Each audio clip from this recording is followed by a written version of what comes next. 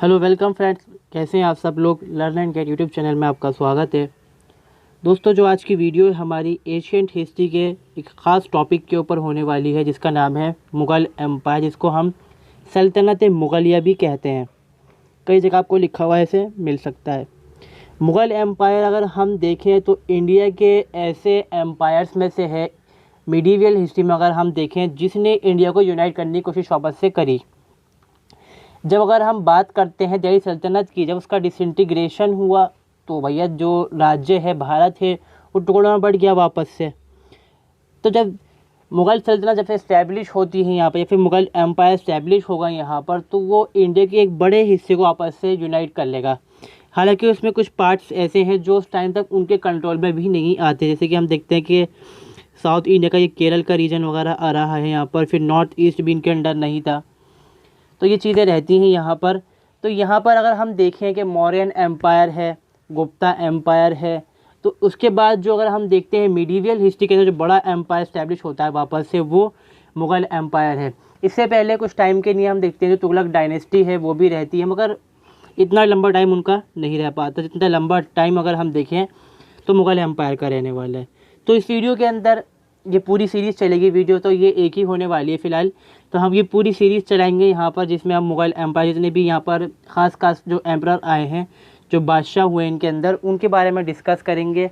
ये first video जिसमें हम बात करेंगे मोहम्मद ज़हीरुद्दीन बाबर के बारे में, जिसे हम नॉर्मली बाबर के नाम से जानते हैं, ठीक है।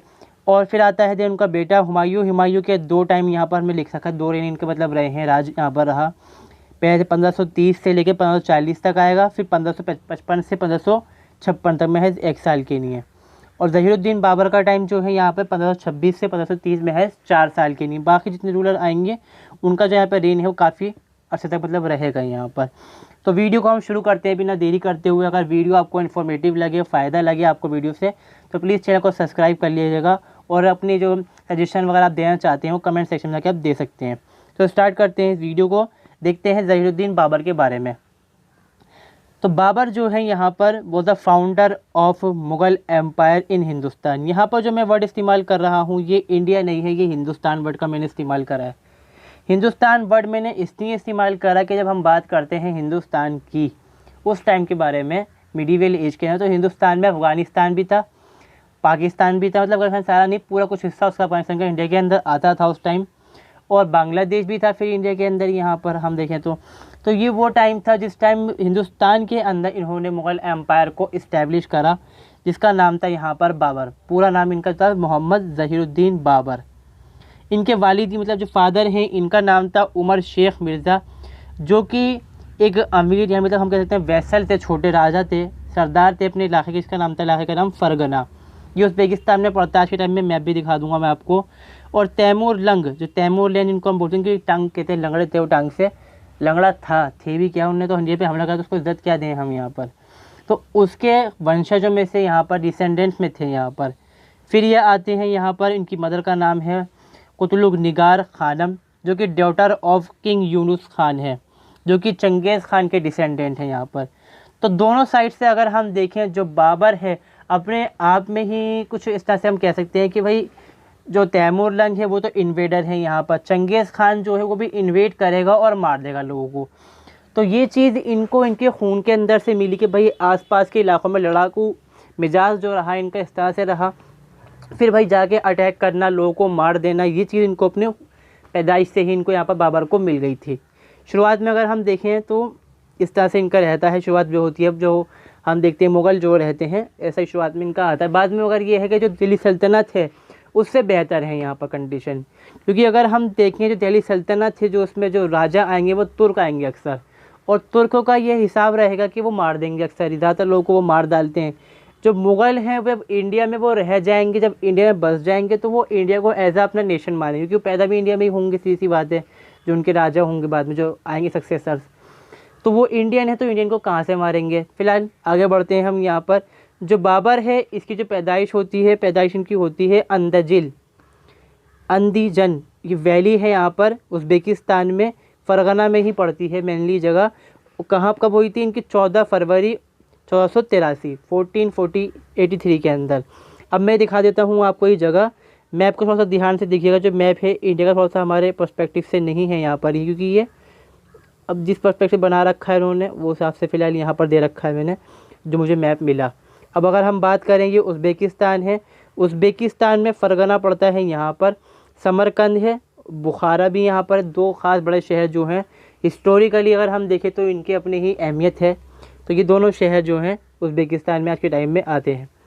तो यहाँ पर है अंदीजल वैली, जहाँ पर वो जो बाबर हैं तो बाबर उनकी पैदाइश यहाँ पर होती है। एंड देन फिर वो आगे बढ़ेंगे, देखते हैं क्या क्या वो करने वाले हैं। 1 मिनट, हाँ।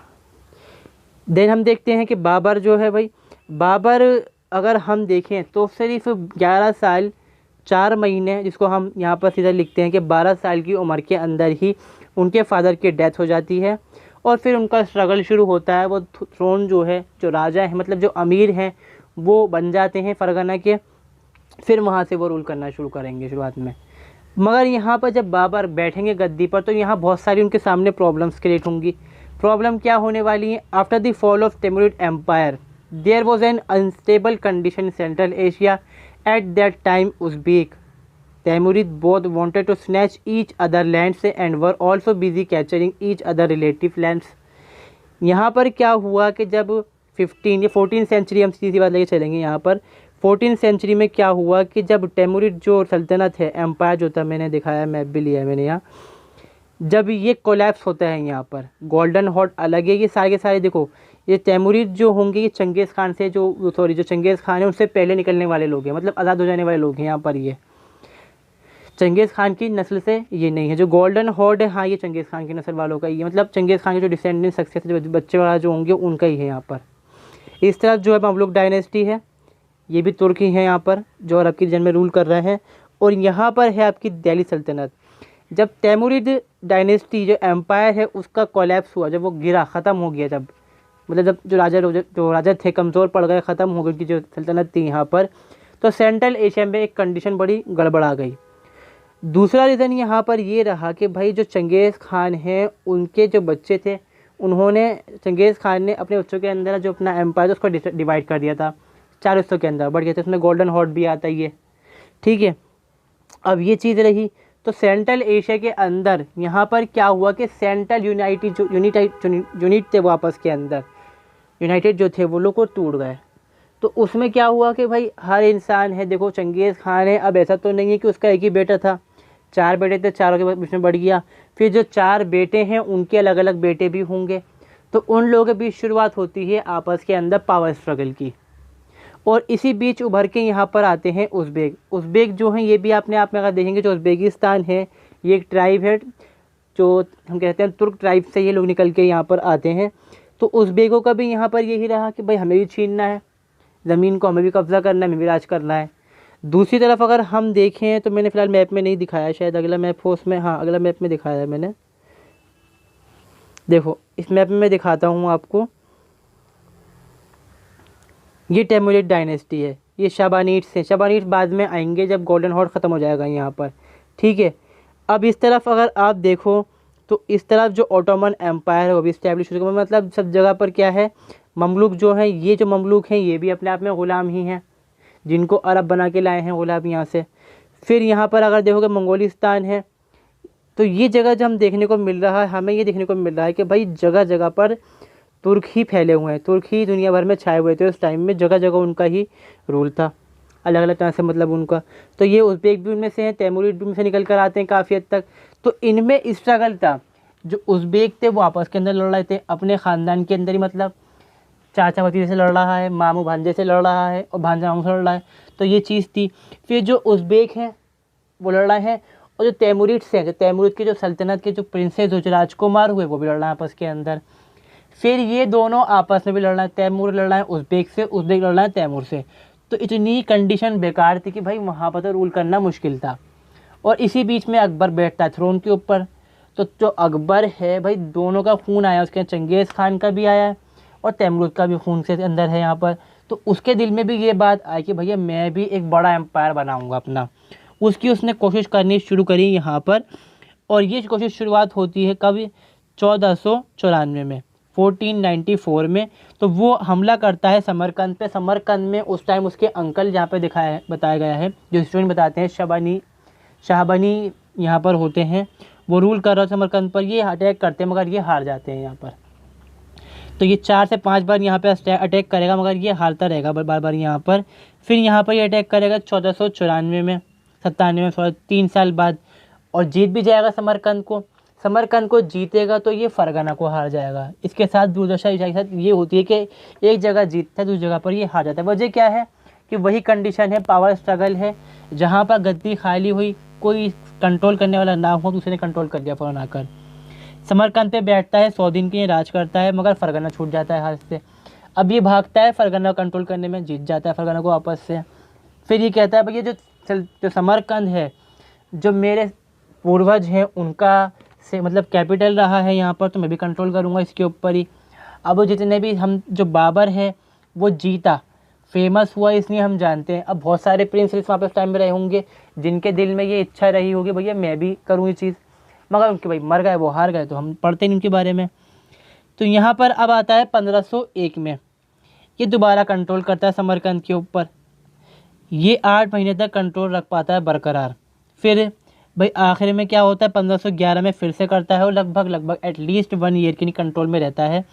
और लास्ट मोमेंट पे क्या होता है कि भाई जो शाहबानी खान जो होता है, उज़्बेक चीफ होता है, ये इससे समरकंद को भी और फरगना को छीन के भगा देता है इसको यहाँ पर। देन ये जो बाबर है, जो अपने सैनिक बचे कुचे होते हैं उनको लेकर घूमते फिरते आते हैं, तो इनको पता चलता है भाई सेंट्रल एशिया में एक जगह और है जिसका नाम है काबुल। वहाँ की स्थिति जो है, वहाँ पर भी कंट्रोल्स किसी का सही से नहीं है। और ये 1504 में आके काबुल के ऊपर अटैक कर डालता है अपनी फ़ौज के साथ, जो छोटी मोटी जितनी फौज होती है उससे। और इसमें ये कामयाब भी होता है, कॉन्कर कर लेता है यहाँ पर ये काबुल को फ्रॉम अब्दुल रज़ाक मिर्ज़ा, जो कि उलुग खान बेग का बेटा जैसा डिसेंडेंट है यहाँ पर, उसका उत्तराधिकारी है यहाँ पर। अब ये जो उलुग खान बेग है ये फिर चंगेज़ खान के ख़ानदान से है। तो ये वही चीज़ है, ये जो तैमूर हैं, चंगेज़ हैं, वो लड़ रहे हैं आपस के अंदर, इनकी वो चीज़ चलती रहती है यहाँ पर। देन अगर हम देखें 1504 के बाद भी बाबर के दिल में रहती है भैया जो मेरा आबाई, जो मेरा मदरलैंड है, होमलैंड जो है, मैं उसको आपस से उज़्बेकों से छीन लूँ। तो 14 साल तक वो उसके लिए स्ट्रगल करता है, मगर वो इसमें सक्सेस यहाँ पर नहीं हो पाता। देन वो स्टार्ट करता है कैंपेन टुवर्ड इंडिया, या फिर हम सिंपली बोलेंगे हिंदुस्तान। इंडिया तो नहीं बोलेंगे हम, क्योंकि हिंदुस्तान ही बोलेंगे, क्योंकि हिंदुस्तान से ही, क्योंकि वो जब पाकिस्तान से आ रहा है तो इंडिया में पाकिस्तान तो आज के टाइम में आता नहीं है, न अफ़गानिस्तान आता है। तो वो स्टार्ट करता है यहाँ पे अटैक करना टुवर्ड इंडिया। तो पहला अटैक वो करेगा 1519 में, 1519 में। कहाँ करेगा, बाजौर और भेरा के जो फोर्ट्स हैं ये राजस्थान में पड़ते हैं, तो वहाँ पर ये अटैक करेगा और फिर इनको कंट्रोल करेगा। काबुल से घूम कर डायरेक्ट आएगा ये, अगर मैप तो फ़िलहाल मेरे पास नहीं होगा, हाँ तो मैं दिखा देता हूँ। फ़िलहाल सिंबल के तौर पे देख सकते हैं हम यहाँ पर काबुल मान लीजिए यहाँ पर है, तो ये इधर से आते हैं हमेशा अटैक करते हुए, दिल्ली में पानीपत से होते हुए ये यहाँ से आएगा, जैसे मोहम्मद गौरी यहाँ पर आया था। तो वही चीज़ ये करता हुआ आएगा, बाजौर और भीरा का जो फोर्ट होता है उसको ये कंट्रोल करेगा, जीतेगा बाकायदा, पंजाब तक जाने की कोशिश करेगा, मगर ये वापस लौट जाएगा। भैया चेक करने के लिए आया, इसका पर्पस यहाँ पर ये था कि मैं चेक करूँ कि हालात क्या है, कि मैं किस तरह से जीत सकता हूँ इस इलाके को, और कौन कौन मेरा कॉम्पिटिटर होने वाला है।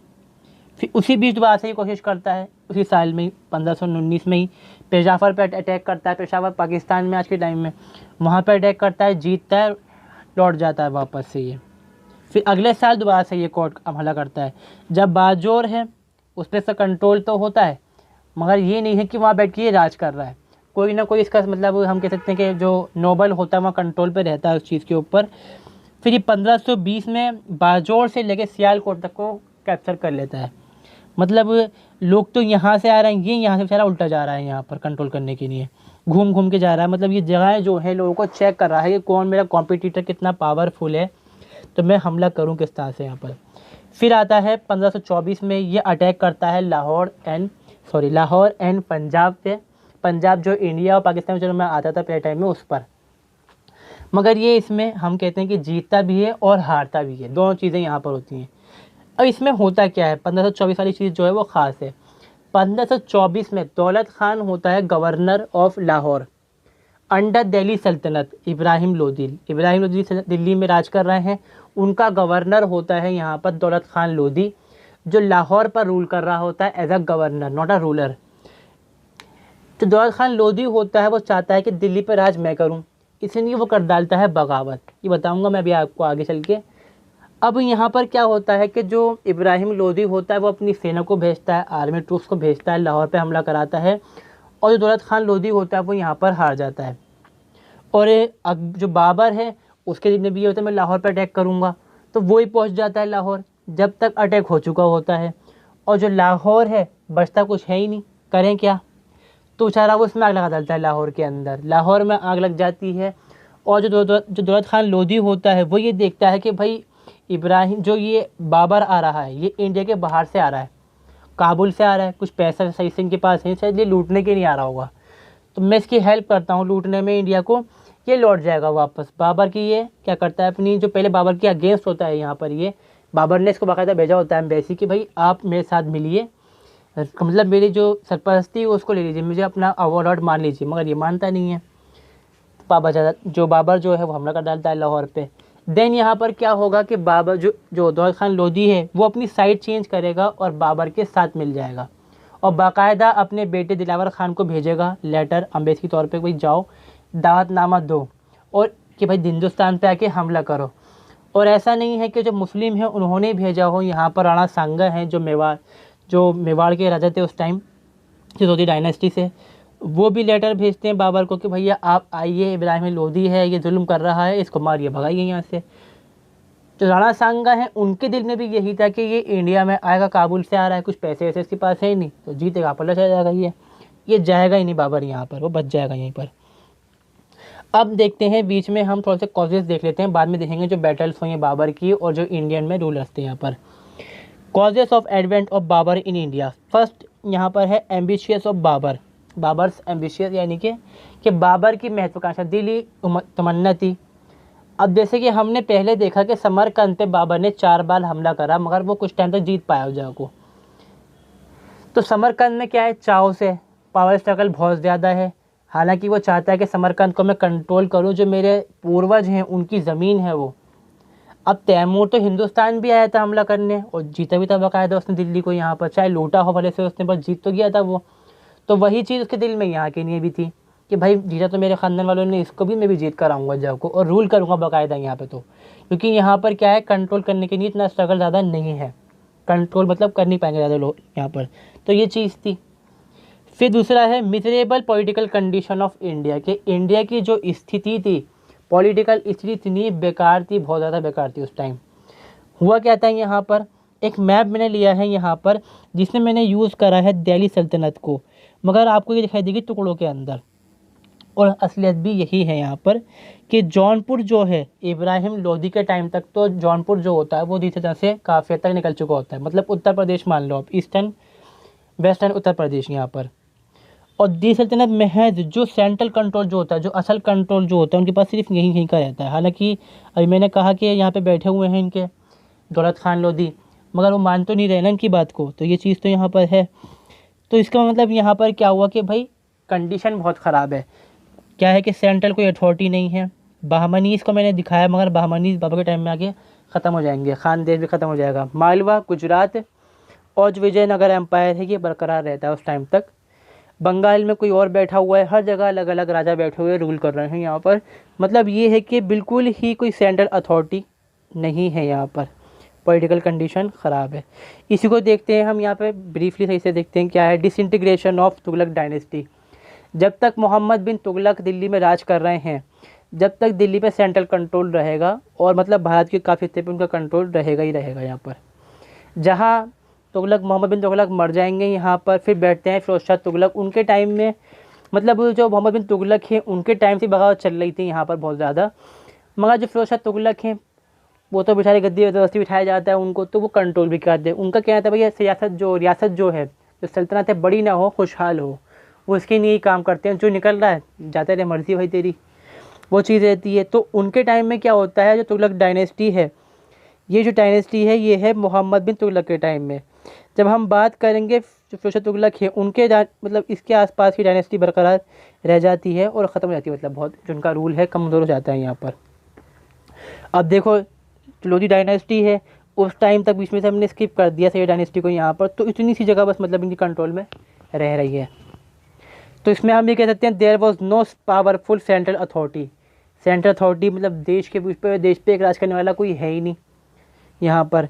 लैक ऑफ नेशनलिज्म, हर कोई अपने जो ज़मीनी जो इलाके का राजा है उसकी नहीं वफादार है, ना मिल के लड़ने को राज़ी हैं, आपस में लड़ रहे हैं उल्टा। तो बाहर से जो हमला आएगा भैया उसका भी साथ दे देंगे, वो तो मिल के धोखा दे सकते हैं दूसरे को यहाँ पर। जब हम कहेंगे भैया जब पॉलिटिकल गेम चलता है तो यहाँ पर तो यही होता है। अब यहाँ पे एक बंदा राज कर रहा है, एक बंदा यहाँ पे राज कर रहा है, एक बंदा यहाँ से आगे चाहता है राज करना, ठीक है।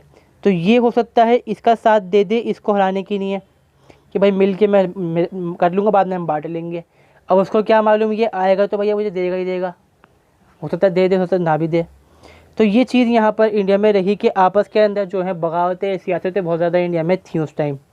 दूसरा आता है भाई वही चीज़ जो है यहाँ पर मैं कहा कि डिसइंटीग्रेशन जो हुआ कि सैयद डायनेस्टी है वो भी कमज़ोर थी, महज 30 साल तक ये राज करेंगे। फिर आते हैं यहाँ पर लोधी डायनेस्टी, बहुत कमज़ोर राजा रहेंगे इनके, मगर इतने कमज़ोर फिर भी नहीं रहेंगे, मगर कमज़ोर हैं बाकायदा फिर भी। तो इनके टाइम में क्या है यहाँ पर दरबार के अंदर जो कोर्ट है, दरबार जिसको हम बोलते हैं, उसमें इतनी ज़्यादा बगावतें हैं कि हर जो नोबल है वो चाहता है कि बन के बैठ जाऊँ मैं गद्दी पर राजा। और था भी उस टाइम बाकी में ऐसे ही। जो सैयद डायनेस्टी इस्टेब्लिश होती है वो यूँ ही इस्टेब्लिश होती है कि भैया जो लोधीज़ हैं, सॉरी जो खिलजीज़ हैं उनको मार के, तो लोग को मार के ये हट के बैठाएंगे, गद्दी पे बैठेंगे, ठीक है। जो लोधीज़ हैं वो भी ऐसे ही बैठेंगे, पहले नोबल हैं बाद में राजा बन के बैठ जाएंगे दिल्ली के अंदर। तो वो चीज़ चलती रहती है, तो सप्रेस करने में ये बिजी रहते हैं रिबेल्स को। और जो रीजनल पावर्स हैं उनके लड़ते रहते हैं आपस में यहाँ पर ये। और फिर क्या प्रॉब्लम है यहाँ पर कि इननमरेबल स्मॉल एंड इंडिपेंडेंट किंगडम, बहुत ही छोटे छोटे राजा हैं यहाँ पर। ये कहाँ पर है? मेनली अफ़गान चीफ्टेन से, जैसे अफ़गानिस्तान के अंदर आज भी मतलब सेंट्रल अथॉरिटी वहाँ पर है, मगर वहाँ पर क्या है इलाकाई हुकूमत चलती है। वही ये सरदार यहाँ का है, चौधरी है, तो इसकी बात चलेगी, इसकी बात को मानेंगे हम, वही चीज़ यहाँ पर थी। और जो ये स्मॉल इंडिपेंडेंट किंगडम्स हैं ज़्यादातर ये उत्तर प्रदेश, बिहार, बंगाल, झारखंड, मध्य प्रदेश, यहाँ के ज़मीन ज़्यादा थे उस टाइम। रीजनल पावर कौन कौन सी थी? विजयनगर एम्पायर, जहाँ के रूलर उस टाइम में थे कृष्ण देव राय, जिसके बारे में जानकारी मिलती है हमें बाबरनामा से, जहाँ पे वो लिखते हैं कि ये अपने आप में इंडिया के अंदर सबसे पावरफुल रूलर है जिससे मुझे टक्कर लेनी है यहाँ पर, मगर ये ले नहीं पाएंगे। फिर आता है बहामनी किंगडम के 5 सक्सेसर स्टेट। बहामनी किंगडम जो है उस टाइम तक डिसइंटीग्रेट हो चुका होता है यहाँ पर, गुजरात, मालवा सेंटर में और मेवाड़। अब जो छोटे छोटे जो राज्य हैं जो उत्तर प्रदेश में, बिहार में, बंगाल में है, बंगाल में कौन सा है भाई यहाँ पर? पहला आता है नुसरत शाह बंगाल में, हसन खान मेवात, ठीक है, निज़ाम खान बयाना, मोहम्मद जैतून धौलपुर, तातर खान सारंग खानी ग्वालियर में, हुसैन खान लाहौनी रापड़ी में, कुतुब खान इटावा में, आलम खान कल्प में, कासिम संभली संभल में। मतलब ये देख लो कि उत्तर प्रदेश, राजस्थान और ये बिहार बंगाल का तसा जो रीजन है, हालांकि है तो बड़ा ही फिर भी, तो इतने से जो इलाके में हम देखेंगे कि ये इतने सारे रूलर हैं, भरे पड़े हैं यहाँ पर। तो भैया यहाँ पर यूनाइटेड ये थे ही कहाँ कि जो सामने से हमला करने वाला है उसके खिलाफ ही लड़ सकें। तो ये तो धोखेबाजी करेंगे उसके साथ में, उससे हाथ मिला लेंगे बाहर वाले से। वही काम यहाँ पे करते हैं राणा सांगा और दौलत खान, ये बाहर से बुलाते हैं बाबर को, और बाद में बाबर ही इनके नहीं कहते हैं ना गली में हड्डी फंस जाना वाला काम बन जाता है इसके अंदर। मालवा के अंदर महमूद खिलजी हैं जो कि कमज़ोर हैं, मतलब उनका जो एम्पायर जो किंगडम है वो ख़त्म होने पर है यहाँ पर। गुजरात मेवाड़ दोनों चाहते हैं कंट्रोल करना उसके ऊपर, और फिर गुजरात और जो मालवा चाहता है मेवाड़ पर कंट्रोल करना। मालवा इसलिए इम्पोर्टेंट है कि फर्टाइल लैंड है, गुजरात इसलिए इम्पोर्टेंट है कि पोर्ट्स हैं यहाँ पर, और रहा मेवाड़ या जो मेवाड़ है रहा इसलिए इम्पोर्टेंट कि भैया रूट है ये व्यापार करने जाने का। तो तीनों के बीच में क्या है स्ट्रगल चल रही है आपस के अंदर कि मैं बड़ा बन के बैठूंगा। और जो इब्राहिम लोधी हैं वो अलग परेशान है इन तीनों से कि भैया ये तो अलग हो चुके हैं, इनको मिलाना वापस से। तो ये तीनों इब्राहिम लोधी से लड़ रहे हैं और आपस में भी लड़ रहे हैं यहाँ पर। और फिर ये है कि भैया पीछे से दूसरे का साथ भी दे रहे हैं कि इसी के खिलाफ ये चीज़ भी चलती है इनके अंदर। मुज़फ़्फ़र शाह यहाँ पर सेकंड है गुजरात के अंदर, बात ध्यान रखनी है। और जो राणा सांगा है हम जानते ही हैं, वो तो है यहाँ पर सितोदिया जो डायनेस्टी उससे। इसमें क्या होगा, जो मालवा है वो जाएगा ख़त्म, गुजरात बाकी रहेगा। गुजरात को तो जो हुमायूं है वो तक नहीं हरा पाएगा, बाकी रहता है यहाँ पर। ठीक है, सुल्तान बेगड़ा जो हमने सुना का भी नाम, जो को जहर खिलाते थे यहाँ पर, उसकी कहानी मशहूर है, वो बाबर के टाइम में ही था, वो सॉरी जो हुमायूं के टाइम में था यहाँ पर। तो यहाँ पर क्या है कि भैया मेवाड़ जो है वो जीत जाएगा, सुप्रीमेसी इस्टेब्लिश कर लेगा यहाँ पर गुजरात और मालवा के ऊपर। 15वीं सेंचुरी में अगर हम देखें तो आते आते जो राजपूताना है वो पूरा का पूरा कंट्रोल में आ जाएगा राणा सांगा के। मतलब डायरेक्ट कंट्रोल नहीं रहेगा कि डायरेक्ट ही वो राज कर रहा है वहाँ पर, ऐसा रहेगा क्योंकि भैया आपको मैंने जीत लिया इलाके के अंदर, आप मेरे कंट्रोल में आ गए हो। जैसे हम देखते हैं कि जैसे हमने कहा जब मुग़ल है, मुग़ल ने अटैक करा राजपूतों के ऊपर, मगर उनको मारा नहीं राजाओं को। उन्होंने कहा कि तुम जो तुम्हारा इलाका तुम वहाँ पे राज करते हो, बदले में खिलाफ भेज देना और बाकी जो तुम्हें करना है करते रहो अपने इलाके के अंदर, मतलब बस पैसा मिल जाए हमें। वही चीज़ यहाँ पर है, चंदेरी को भी कंट्रोल में ले लेंगे ये, और रणथंभौर को भी। दो रीज़न यहाँ पर ये होगा। इसके अंदर एक रीज़न बताया जाता है, कुछ हिस्टोरियन मानते हैं, कुछ हिस्टोरियन इसको नहीं मानते। एक यहाँ पर है हिंदू राजपूत कॉन्फेडरेंसी अगेंस्ट मुस्लिम या फिर इस्लामिक पावर, जिसके हेड थे राणा सांगा। उनका मकसद था हिंदुस्तान के अंदर हिंदू एम्पायर का इस्टेब्लिशमेंट। ये एक रीज़न यहाँ पर मान जाता है बहुत ज़्यादा कि बाबर ने इसके जैसे ही इंडिया पे हमला करा। इसका यहाँ पर रेफरेंस जो लेते हैं हिस्टोरियन, वो लेते हैं बाबरनामा या फिर फतहनामा से, जो कि दोनों बाबर के ऊपर लिखी हुई हैं, चगताई भाषा में मतलब तुर्की भाषा में लिखी हुई हैं ये। और इसमें कहते हैं कि भाई बाबर ने कहा कि भाई हिंदुस्तान पर, भारत के ऊपर 5 मुसलमान रूल करते हैं। इसमें लोधी भी है, गुजरात है, मालवा है, बामनी और बंगाल है, और 2 पगान हैं यहाँ पर। पगान मतलब जो कि हिंदू हैं, राणा सांगा और विजयनगर, जहाँ पे जो कृष्णदेव राय बैठे हुए राज कर रहे हैं। तो इसका मतलब हिस्टोरियन ये कह डालते हैं कि भाई उन्होंने देखा कि मुसलमान जो हैं वो पावरफुल तो यहाँ पर हैं, मगर ये जो मेवाड़ वाले हैं और विजयनगर वाला है, मुसलमानों को ये ख़त्म कर रहे हैं, हिंदुस्तान से इस्लाम को ख़त्म कर रहे हैं। तो बाबर हेल्प करने के लिए आए थे यहाँ पर। अगर हिसाब से अगर हम इस चीज़ को देखें तो जो इब्राहिम लोदी है वो हिंदू थोड़ी है, वो मुसलमान है। वो तो यहाँ पर मालवा भी हिंदुस्तानों का ही, मुसलमानों का ही है, यहाँ पर राज कर रहे हैं यहाँ पर। फिर काबुल के अंदर कौन से हिंदू बैठे हुए थे उस टाइम, मुसलमान थे वहाँ पर भी। तो ये चीज़ जो है रिसोर्स कम लोग इसको मानते हैं, सर्टिफाई करते हैं, मतलब सर्टिफाई करते हैं कि भाई ये चीज़ सही नहीं है, शायद ऐसा रहा हो, मगर ये पक्के तौर पे वजह इसकी नहीं हो सकती यहाँ पर। क्योंकि अगर देखो मैंने कहा कि भैया 5 लोग राज करते हैं, मुसलमान हैं, 2 हिंदू हैं, तो इसका मतलब ये तो नहीं मैं देश को बांटने वाली बात कर रहा हूँ यहाँ पर। जैसे अमीर खुसरो कहते हैं कि भैया हिंदुस्तान में बहुत सारी भाषाएँ बोली जाती हैं, तो इसका मतलब ये नहीं है जो वो ये कह रहा है कि भाई हिंदुस्तान एक देश नहीं है, एक देश है मगर विविधता है यहाँ पर। वही चीज़ यहाँ पर रही होगी। ठीक है, हिस्टोरियन इस बारे में क्वेश्चन करते हैं यहाँ पर। बाबर का यहाँ पर सीधी बात है, वो उन्होंने खुद कहा बाबर ने कि बहुत से ऐसे राय हैं, राय जो होंगे वो साउथ में हैं, विजयनगर एम्पायर में, और जो राणाज हैं वो होंगे मालवा वगैरह के, जो राजपूताना का रीजन है वहाँ पर। क्योंकि उन्होंने एडमिट करा टूवर्ड इस्लाम, कि इस्लाम के उन्होंने एडमिट करा अपने आपको, भैया हम इज़्ज़त करते हैं, मतलब पूछते तो नहीं है इस्लाम के अकॉर्डिंग, धर्म को नहीं मानते हम, मगर इज़्ज़त करते हैं। तो इसका मतलब ये नहीं कि हिंदू मुसलमानों के ख़िलाफ़ थे यहाँ पर। ठीक है, अब अगर हम इस तरह से देखें जो हसन मेवाती है, महमूद लोधी है, ये 7 थे राणा सांगा के, हिंदू राणा सांगा तो यहाँ पर। तो ये हम कह सकते नहीं है कि हिंदू मुस्लिम की जंग यहाँ पर थी। बाद में कुछ हम जगह आप पढ़ोगे कि भैया जो बाबर है उसने जिहाद वर्ड का भी इस्तेमाल करा कि मैं जिहाद करने वाला हूँ। तो ये जो प्रो हिंदू जो हिस्टोरियन माना जाएगा, उन्होंने इस तरह से लिखा है इस चीज़ को, तो काफ़ी हद तक सही भी हो सकता है, काफ़ी हद तक सही भी, मतलब कि इच्छा होती है इंसान की, उसकी सोच क्या हिसाब से वो पढ़ता है इस चीज़ को। ठीक है, बाकी दूसरी चीज़ यहाँ पर क्या आती है कि भैया जब हिंदुस्तान में बाबर आएगा तो उसके लिए ख़तरा यहाँ पर जो ज़्यादातर रहेंगे वो अफगानी रहेंगे, जो बिहार, उत्तर प्रदेश, बंगाल के अंदर है। तीसरा रीज़न इसमें आता है immense richness of India and legal right to occupy some area like countless earlier invaders from Central Asia. Hindustan में भैया पैसा बहुत था। वजह क्या है, पहली बात तो ट्रेड था, मसाले उगते थे यहाँ पर बहुत ज़्यादा, ज़मीन उपजाऊ थी यहाँ पर, तो उससे पैसा, ज़मीन का उपजाऊ है तो भैया इसकी वजह से कर्ज ज़्यादा आएगा, ट्रांसपोर्ट ट्रेड होगा तो टैक्स ज़्यादा आएगा यहाँ पर। अब काबुल है, काबुल में खेती तो है ही नहीं वहाँ पर इतनी कोई ख़ास। ठीक है, रेगिस्तानी बंजर इलाका है अफ़गानिस्तान जो है, वहाँ पे खेती तो है नहीं। सेंट्रल एशिया का भी कुछ इस तरह का हाल है, घास के मैदान भले से हैं तो भाई खेती तो उस पर नहीं हो सकती फ़िलहाल। ट्रांसपोर्ट में कितना टैक्स निकालोगे ज़मीन पे से आप, जो समुंदर से निकाल लोगे आप।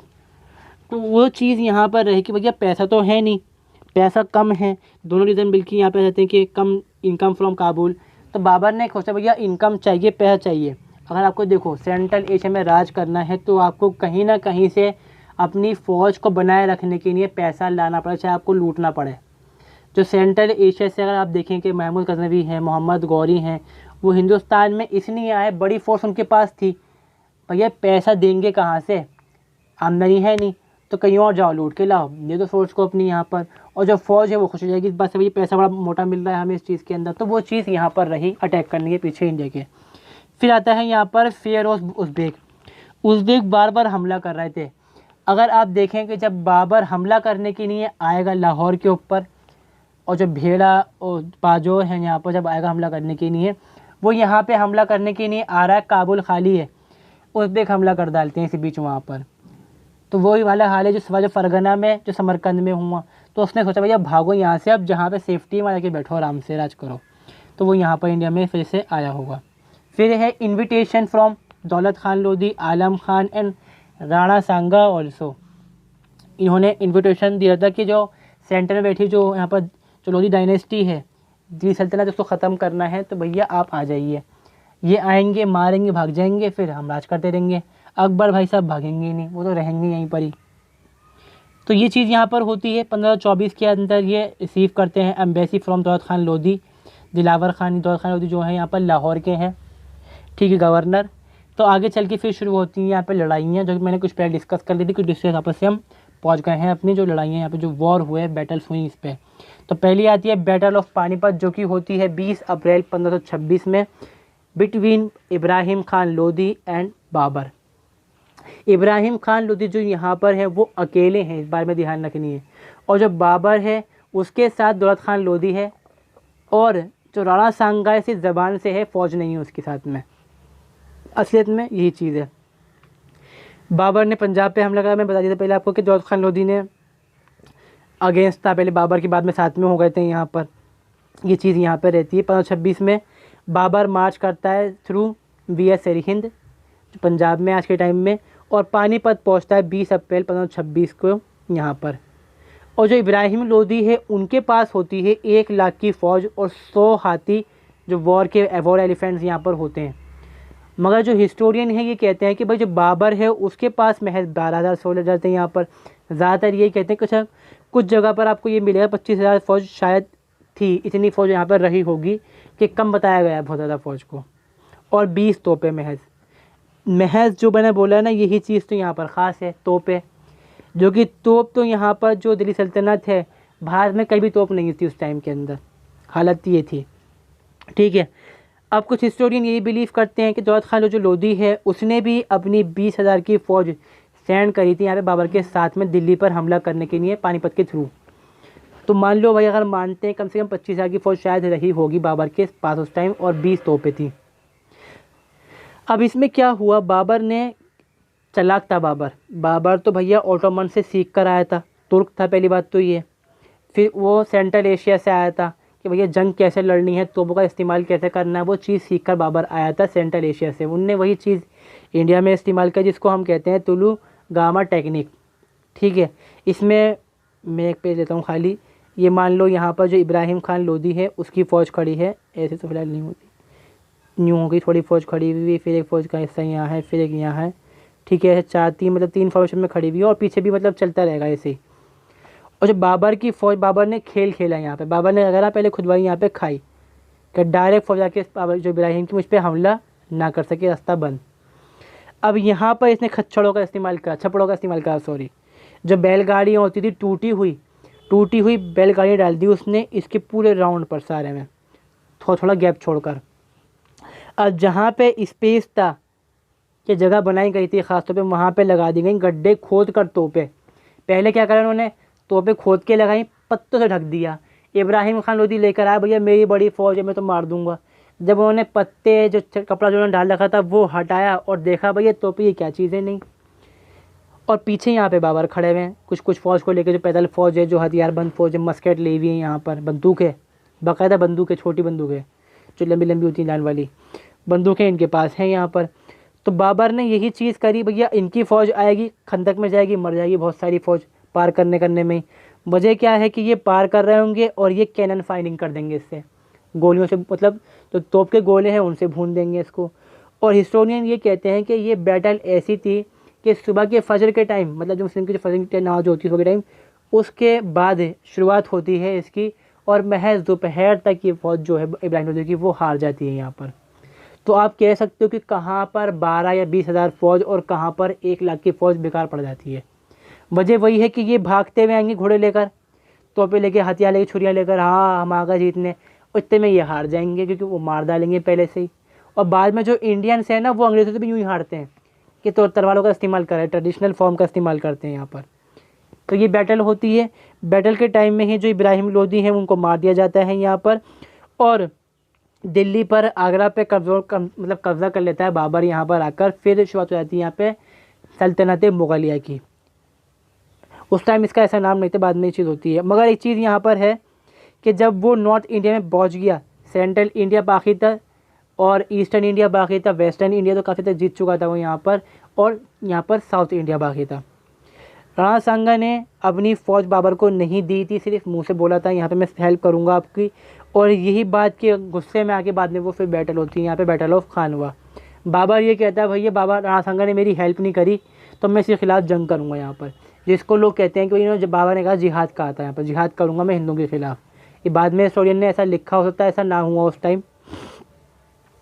अब यहाँ पर क्या हुआ, जो राजपूत थे उन्होंने बुला तो लिया। एक चीज़ यहाँ पर ये हुई कि दौलत खान लोधी हैं वो वेट कर रहे हैं, बाबर ने जीत लिया, कब जाएगा कब जाएगा, नहीं गया। यही चीज़ जो राणा सांगा है उनके साथ भी थी कि भाई जाओगे कब, अतिथि कब जाओगे, वो जाएंगे ही नहीं, वो तो बैठ गए। यही चीज़ जब इनको रियलाइज़ होती है अपनी मिस्टेक, तो जो राजपूत हैं वो अपनी अलाइंस बांधे, क्योंकि कमज़ोर थे, ये इतने पावरफुल नहीं थे, इतनी बड़ी फौज इनके पास नहीं थी, कैनन भी नहीं थी इनके पास। तो अपनी एक अलाइड फोर्स बनाएंगे ये, जिसमें मेवाड़, अम्बेर, ग्वालियर, अजमेर, चंदेरी, ऑल्सो सुल्तान महमूद लोधी जो कि अंकल हैं यहाँ पर इब्राहिम लोधी का, ये सारे मिलके बनाएंगे अपनी एक फ़ोर्स। और फिर ये आ जाते हैं यहाँ पर ग्राउंड ऑफ खानवा में, जो कि गुजरात जो राजस्थान का इलाका लगता है, और जो ऊपर सीकरी है वहाँ पर इसका वॉर होता है फिर आगे चल के। कब होगी ये वॉर, 16 मार्च 1527 में, जहाँ पर राणा सांगा की जो फ़ौज है वो हार जाएगी और मारी जाएगी। और बहुत सारे जो राजपूत हैं, जब भैया जंग होती तो मारा जाता है ये इंसान, वो मारे जाते हैं यहाँ पर, ठीक है। वॉर यहाँ पर अब देखो बहुत सारी वजह वही हैं कि जो रीजन्स रहे हैं, कुछ लोग हिस्टोरियन ये बोलते हैं कि भाई ये वॉर इस वजह से हुई थी कि हिंदू मुस्लिम की जंग थी यहाँ पर। कुछ ये कहेंगे कि भैया जो राणा सांगा है उसने धोखा दिया बाबर को यहाँ पर। कुछ कहेंगे भैया बाबर की जो दिल के अंदर जो इच्छा थी बदल गई थी, या फिर वो बाबर का इरादा ही कुछ और था यहाँ पर। हालांकि बैटल यहाँ पर ही होती है खानवा के मैदान के अंदर, और इसमें जो राजपूत कॉन्फेडरेंसी है वो हार जाती है, ठीक है। अब यहाँ पर ये जो राजपूताना है काफ़ी हिस्सा इनके पास में आ जाएगा। और जो हम कहेंगे कि जो खानवा की बैटल है, जो पानीपत है, वो तो सिर्फ ट्रेलर था, असल गेम तो यहाँ पे खानवा में ही होता है चीज़ का, कि अब तो इस्टेब्लिश हो गए, जो कम ताकतवर थे उनको तो हमने हरा दिया। अब बचते हैं चंदेरी वाले, बैटल ऑफ चंदेरी होती है यहाँ पर मदीनी राय। आपने देखा कि जो चंदेरी था वो राजपूत कॉन्फेडरेंसी में था, और जो राणा सांगा थे वो भाग के वहाँ पहुँच चुकी थी उनकी फ़ौज को लेकर अपने, और कुछ लोग भी और मतलब जो दूसरे राजपूत थे। तो बाबर ने सोचा भाई ये बाद में ये ख़तरा बनेगा, जैसे उज़्बेक बनते हैं, पीछे हटते हैं, द्वार से हमला कर डालते हैं, तो मैं इसको कुचल देता हूँ एक बार के अंदर ही। तो ये बैटल होती है कहाँ पर, चंदेरी के फोर्ट पे। 2 फोर्ट हैं यहाँ पर चंदेरी में, एक बाहर अंदर को, एक आगे साइड पर। तो यहाँ पर वही चीज़ होती है, भैया बाबर जीत जाता है इसमें। ये बैटल होती है 20 जनवरी 1528 में। और फिर भाई बैटल होती है इसमें मदीनी राय जो है वो यहाँ पर हार जाते हैं यहाँ पर। और यहाँ पर जो हिंदू जो हैं, जो राजपूत हैं, वो यहाँ पर जौहर करेंगे और वो मारे जाएंगे। अब यहाँ पे हो गया दिल्ली पे कंट्रोल, राजस्थान के ऊपर कंट्रोल, मतलब बहुत बड़े इलाके के ऊपर। अब बचते हैं ये छोटे मोटे जो अफ़गान सरदार जो होते हैं। इसके लिए फिर बाबर शुरुआत करता है अपने नए कैंपेन की, और ये बैटल पहुंचती है अपने मुकाम पर, कहाँ पर, घाघरा में। घाघरा नदी के किनारे की बैटल होती है, और इसके बाद भी अब बैटल चलती रहती है आगे चल के, मतलब छोटी मोटी लड़ाइयाँ होती रहेंगी। और जब बाबर देखेगा जितने जो बिहार है वहाँ तक के जो अफ़गान चीफ्टेंस हैं, जिनको हम बोलते हैं सरदार हैं, उनको हरा कर जो दिल्ली है, दिल्ली के जो आसपास के इलाके हैं वहाँ पर ये कंट्रोल कर लेगा राजपूतों को हराने के बाद।